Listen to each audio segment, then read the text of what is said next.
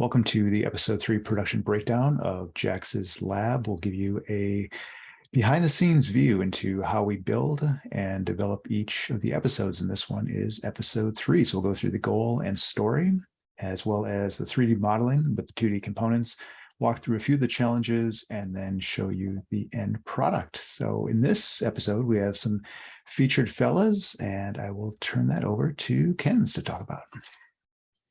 Yeah, so for our episode 3, we really wanted to engage with our community a little bit more.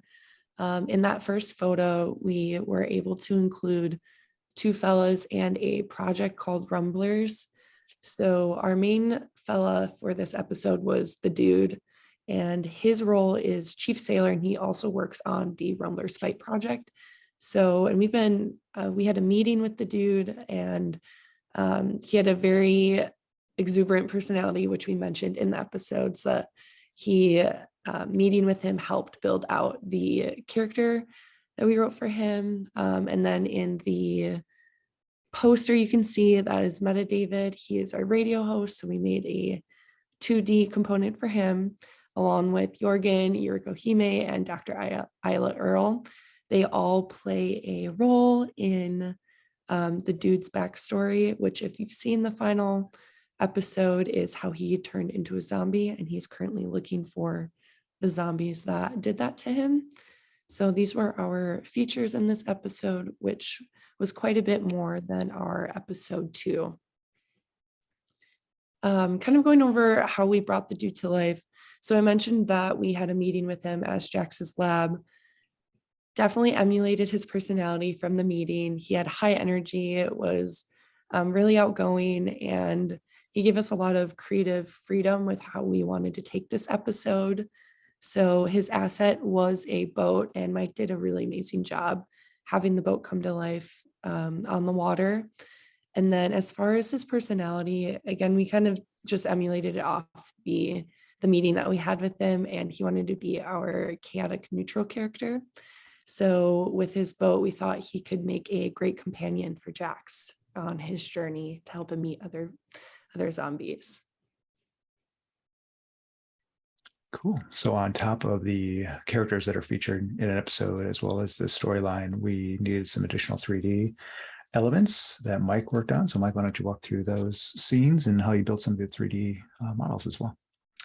Yeah, so this episode required fairly little scene building, but I think all the scenes were much more technical, and they required a lot of different moving parts than the previous episodes. So like we just have a simple scene with the road and then some trees, and here's kind of where the dock takes place. Here's just a water scene, which is just a giant plane with a water texture, and then a small interior. But if we break down some of the components, and that I ran into some challenges. So the first challenge that I had to work with was creating a realistic wake for the boat scene. So one of the techniques I used to create that wake was using a tool called dynamic paint, where you take a object which acts as a brush, and then you take the plane which acts as a canvas. And as the object gets dragged along the canvas, it simulates the waves. So if you watch the short video, you can see as that moves, you can kind of see those waves being simulated. I'll just play that again because first part got cut off a bit.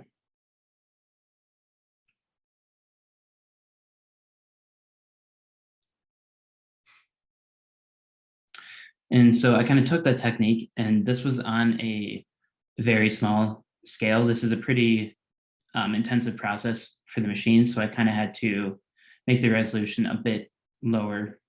But to create a wake, I just took a triangle shape, and then I put it behind the boat to kind of create that shape.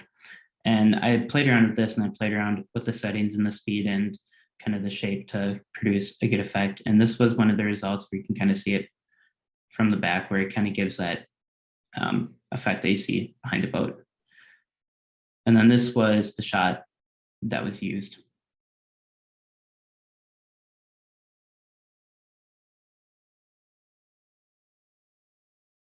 And this was kind of a a quick and dirty solution to creating the waves where it's not maybe the most realistic approach, but it certainly is the easiest to set up.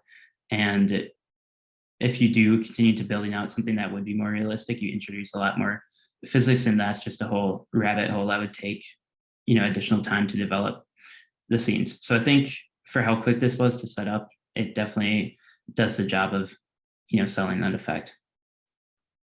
Besides the boat scene here, this is the first time that we had Jax or either of the fellas that are featured in any of the episodes actually move. So why don't you talk a little bit about how you developed Jax and other Deadfellas so they could maybe act a little bit more like they were alive? Yeah, so we initially when making Jax's lab, we were kind of set on no fellas were going to be shown because that's just a skill set I haven't really worked in, and I don't have a lot of experience doing character modeling and animation. So I initially, before the first episode, I think I made this model of Jax on the left just to capture his silhouette. And I spent some time and I kind of learned some new techniques and new skills. And then this model on the right is the Jax that was featured in the episode. As you can see, leaps and bounds ahead of this first model, and it was good enough that Jax was able to be featured in multiple scenes. And I mean, modeling is certainly one thing, but getting that character to come to life is another challenge in itself. So to do that, you control the character with something called an armature. And this is just kind of like a skeleton that you pair to the mesh, and you kind of assign bones as you would a human with the head and shoulders and neck and arms. So this is what the armature was moving, just a simple wave. And then here is just a mesh outline of Jax. And so when you're working in 3D, all the models are just dots in a 3D plane connected by polygons. And that's how Blender renders the different objects. So here you can kind of see all those different planes that make up Jax. So if you take your mesh and you take that armature and apply them both together, you kind of introduce something called weight painting. And when you're assigning the armature to the mesh, you have to tell the program how much something should be, flexible. Like, should his arm move when the head moves or whatever. So this is focused on just the head. And as you can see, Jax's head is very red, which is showing that when the head bone moves, Jax should move as well. So as you can kind of see, as the head moves, his head kind of tilts as well, but not, his arm or not his chest is not controlled by the head bone. If I were to highlight one of these bones, you'd see his arm would be red and his head would be, blue. And then here is just the final composition put together. So as you can see, we kind of took that static model, applied a bunch of different layers, and now Jax is alive. So Mike, when you apply the skeleton to the mesh model, and you're determining like the flexibility of everything, is it weighted by each point, or what does that look like? Yeah, so Blender kind of has automatic weights. So if you have a relatively simple skeleton like a human, Blender does a pretty good job assigning like how flexible everything should be. Like the arm bone controls the arm, the head bone controls the head. So it's not much of a manual process. It's mostly automatic. But when you introduce other 3D elements, this was another challenge I came across. Like when I added the eyes to the mesh, and when I added the ears, and when I added the hat, Blender did not know that that was part of the head. So nothing was telling those objects to move with the head. So that was something where I manually had to go and kind of make that adjustment to say that this hat should move with the rest of the head, and like these ears should move with the rest of the head. And there was an issue with the eyes too, right? Where you said that the head would move, the eyes would stay still. Yeah, because I kind of got lucky with one of the eyes. So one of the eyes would move when Jax would turn his head, but this eye would not move. And I was a bit confused for a while, because every time Jax would turn his head, this eye would remain in the same place and not turn with the head. So just a bit of troubleshooting, and I'm able to fix that. Very cool. All right, so below this, we have the full episode. And that was a really good explanation, by the way, Mike. Thanks for taking us through that. So we have the full episode there, and then below that, let's talk about a little bit where we're headed with our learning points and how we're learning to offset both production of the episodes along with the promotions, so getting the word out on what we're working on. Ken's, do you want to talk through that a little bit? Yeah. So in the past, we have taken about 2 weeks to go through the script, editing the script, voiceover, and then the animation of everything. Mike has done a really great job getting those animations done in a very short amount of time.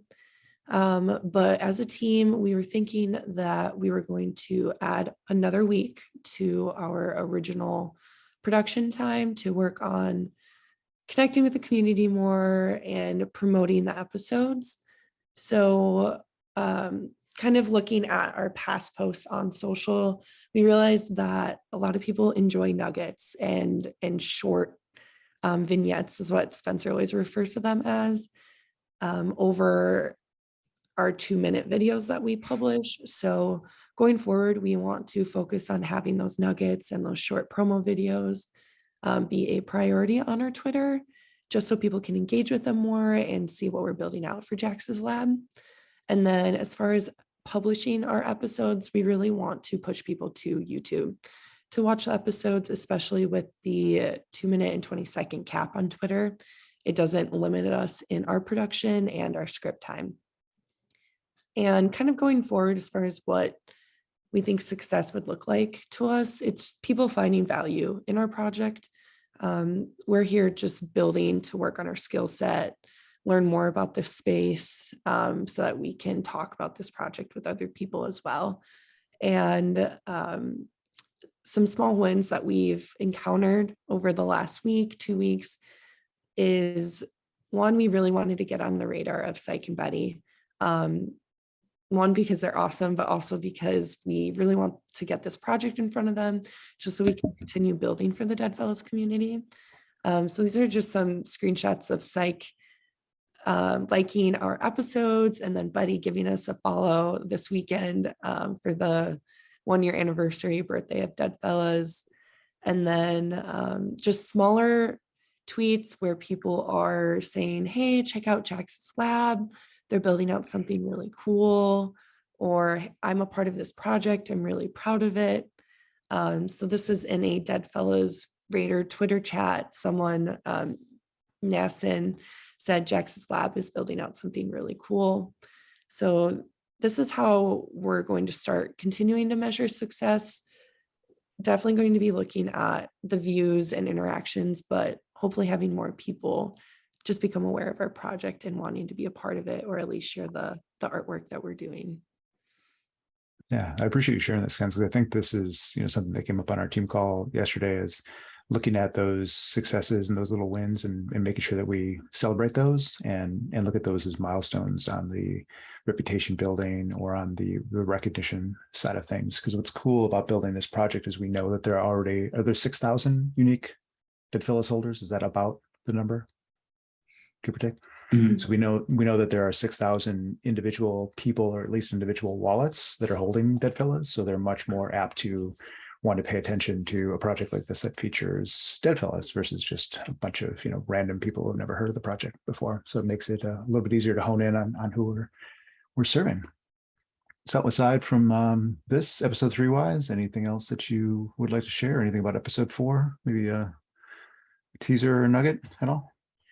Yeah, so episode 4, we are going to be headed towards Kajo's bar to meet a group of fellas that have yet to be announced, but we can reveal that we will be meeting Kajo. Awesome.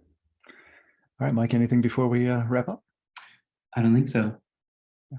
Awesome. Well, thanks for joining, everybody, and we will look forward to unveiling episode 4. Be sure to follow us on the socials so we can hit you up with some poll questions and some other teasers before episode 4 goes live in about 2.5, 3 weeks. See you then.